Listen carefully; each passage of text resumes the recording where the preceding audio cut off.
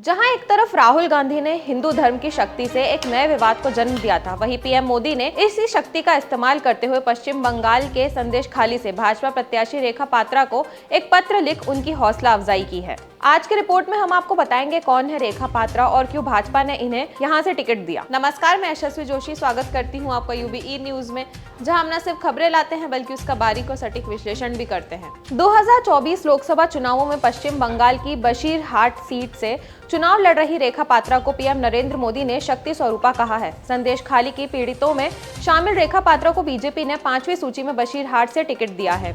रेखा पात्रा को टिकट मिलने के बाद बशीरहाट में गुमनाम पोस्टरों के साथ कुछ महिलाओं ने उनकी उम्मीदवारी का विरोध किया था। पीएम मोदी ने इस बीच रेखा पात्रा से बात की और शक्ति स्वरूपा बताया। जी, संदेशखाली में आपने इतनी बड़ी लड़ाई लड़ी है, आप एक प्रकार से शक्ति स्वरूपा है। आपने इतने ताकतवर लोगों को जेल भेज दिया।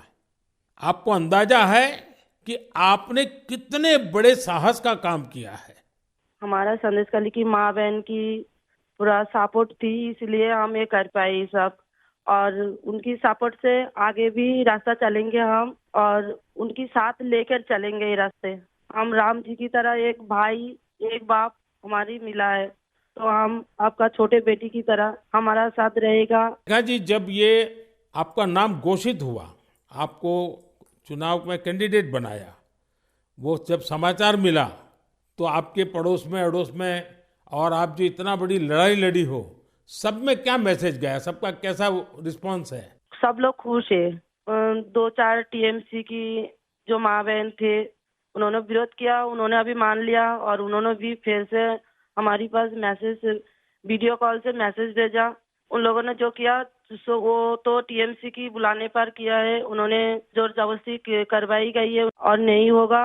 जो किया उनके लिए उन्होंने माफी मांग रही है। तो हमारे कोई उनका ऊपर कोई दुश्मनी नहीं है, क्योंकि वो हमारे माँ बहन हमारी भाई बाप है। हम तो सबके लिए लड़ेंगे, क्योंकि उन्होंने हमारे लिए लड़ रही है, हम उनके लिए लड़ेंगे। जो जमीन जो सम्मान लौटाया जाए, इसके लिए पूरा कोशिश करेंगे। रेखा पात्रा संदेशखाली की उन महिलाओं में शामिल है जो टीएमसी में शाहजहां शेख के आतंक से प्रभावित थीं। रेखा पात्रा शाहजहां शेख के खिलाफ मोर्चा खोलने वाली महिलाओं में शामिल हैं। उन्होंने पीएम की बारासात रैली में उनसे मुलाकात भी की थी। पार्टी ने अब रेखा पात्रा को बशीरहाट से उम्मीदवार बनाया है। संदेशखाली का इलाका बशीरहाट में ही आता है। पश्चिम बंगाल के संदेशखाली के पीड़ितों में शामिल रेखा पात्रा से पीएम नरेंद्र मोदी ने बात करके हौसला अफजाई की है। बीजेपी ने रेखा पात्रा को बशीरहाट से टिकट दिया है। एक दिन पहले संदेशखाली में रेखा पात्रा के खिलाफ पोस्टर लगे थे, इनमें उनकी उम्मीदवारी का विरोध किया गया था। पीएम मोदी ने रेखा पात्रा से बातचीत में चुनाव को लेकर तैयारियों पर बात की। रेखा पात्रा ने पीएम मोदी को डिटेल में जानकारी दी। पीएम मोदी ने बातचीत के दौरान रेखा पात्रा के हौसले को बढ़ाते हुए उन्हें शक्ति स्वरूपा कहकर संबोधित किया।